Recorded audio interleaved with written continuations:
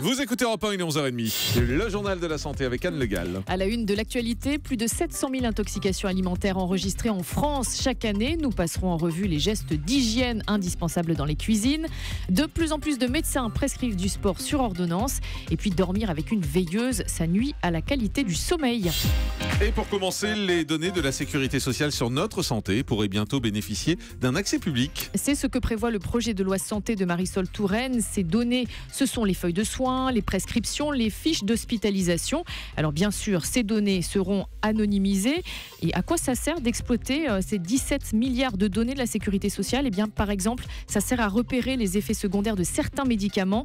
Le scandale du Mediator aurait été repéré plus tôt avec la transparence sur les données. Le lien entre l'antidiabétique et les anomalies des valves cardiaques aurait été repéré sans que 30 ans ne s'écoulent. La directrice générale de l'Organisation mondiale de la santé est aujourd'hui en France. Elle était ce matin sur le marché de Rungis. Et oui, Margaret Chan est venue lancer la journée mondiale de la santé dédiée cette année à la sécurité alimentaire, sanitaire des aliments. Chaque année, 350 000 personnes meurent dans le monde à cause de maladies d'origine alimentaire, notamment en Afrique et en Asie du Sud-Est. En France, ce sont 750 000 intoxications qui sont enregistrées chaque année. La moitié ont lieu au domicile. Quelques conseils gagneraient donc à être mieux connus. Nous faisons un peu de pédagogie avec Mélanie Gomez d'Europe 1. Premier conseil pour éviter les intoxications alimentaires à la maison, il est primordial de séparer la viande, la volaille ou le poisson cru des autres aliments, à la fois dans le frigo mais aussi quand on prépare le repas. La peau de la volaille crue par exemple est souvent recouverte de germes, détruite à la cuisson la plupart du temps, mais du coup il ne faut surtout pas utiliser la même planche à découper ou le même couteau pour le poulet cru et les autres aliments au risque de tous les contaminer. Autre conseil moins connu, il est recommandé de ne pas laisser les plats déjà cuits, donc les restes pour le repas suivant par exemple, plus de 2 heures à température ambiante. Pour stopper ou au moins ralentir la prolifération naturelle des microbes, mieux vaut les emballer et les mettre au réfrigérateur le plus vite possible. Enfin, dernière précaution, il ne faut surtout pas mettre d'aliments chauds au réfrigérateur. La chaleur provoque de la condensation qui augmente la température à l'intérieur.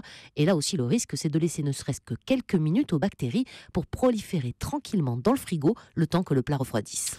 L'exercice physique pratiqué de manière énergique est la clé de la longévité. C'est ce que confirme une nouvelle étude publiée dans une revue de médecine aux États-Unis. D'ailleurs, en France, dans le projet de loi santé toujours, un article vient d'être adopté pour reconnaître l'importance du sport en matière de prévention. Des expériences sont menées un peu partout en France pour inciter les médecins à prescrire de l'exercice physique plutôt que des médicaments. C'est notamment le cas à Château-Thierry, dans l'Aisne. Simon Rubin est allé le constater pour Europe 1. Des séances de marche régulières pour lutter contre le diabète, c'est ce qui est inscrit sur l'ordonnance de Jackie, 65 ans, diabétique depuis des années. C'est son médecin qui lui a conseillé l'activité physique en parallèle de son traitement. Les résultats sont surprenants. Le matin, quand je me pique pour ma glycémie, je suis à 3,40. Je rentre du sport, je suis à 1,10. Ce qui est très très bon, fabuleux. Mes journées de sport, il n'y a aucun médicament. Ça change complètement la vie. Et les séances sont ici remboursées à 50% par la région. Marche, vélo, natation sont toujours encadrées par du personnel formé par les fédérations sportives pour bien gérer ces pratiquants particuliers. Et l'autre avantage du dispositif, il est économique, comme en témoigne le docteur Belaïd à l'initiative du projet dans la ville. On a un exemple qui est vraiment très parlant, une diabétique de 65 ans. Simplement sur l'achat des médicaments, ça représente moins 1 400 € d'économie par an chez un patient. Donc sur le plan médico-économique, ça a une incidence qui doit être prise en compte. Et de plus en plus de programmes sport-santé se mettent ainsi en place. C'est déjà le cas en Alsace, en Bretagne, en Normandie ou dans les Hauts-de-Seine.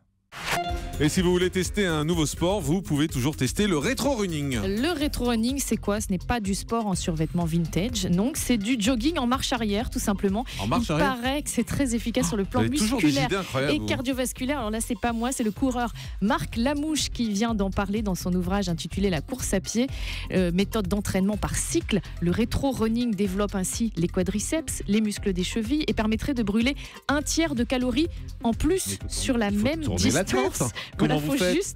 Faut juste trouver un terrain d'entraînement pas trop fréquenté. C'est ça, oui, effectivement. on a un torticolis à la fin en fait. C'est plus fatigant. On est musclé des triceps, mais on a un torticolis. Dormir avec une lumière allumée nuit à la qualité du sommeil. Même à faible intensité, la lumière perturbe les phases et les cycles de sommeil, indique une étude publiée dans la revue Sleep Medicine. Avec la lumière allumée, les participants passent de plus en plus de temps dans le stade 1 du sommeil, le plus léger, et moins de temps dans les stades 3 et 4, la phase la plus profonde et la plus réparatrice, et notamment qui est très utile pour la mémoire. C'est pas mal ça. Éteins la lumière Et pour aller avec. voilà, exactement. Conseil à suivre. Allez, le chiffre du jour. C'est 19. Quand on a 65 ans, on a l'impression d'en avoir 19 de moins. C'est ce Oula. que révèle une étude réalisée à l'occasion du Salon des seniors qui Je suis se en tient à négatif, Paris moi, là. à la fin de cette semaine. Pour les professionnels, on devient senior à 50 ans. Ça, c'est le marketing. c'est mais affreux. pour les personnes concernées, évidemment, c'est beaucoup plus tard. Bah, effectivement. Merci beaucoup, Anne. Europe 1, Le grand direct de la santé. Jean-Marc Morandini.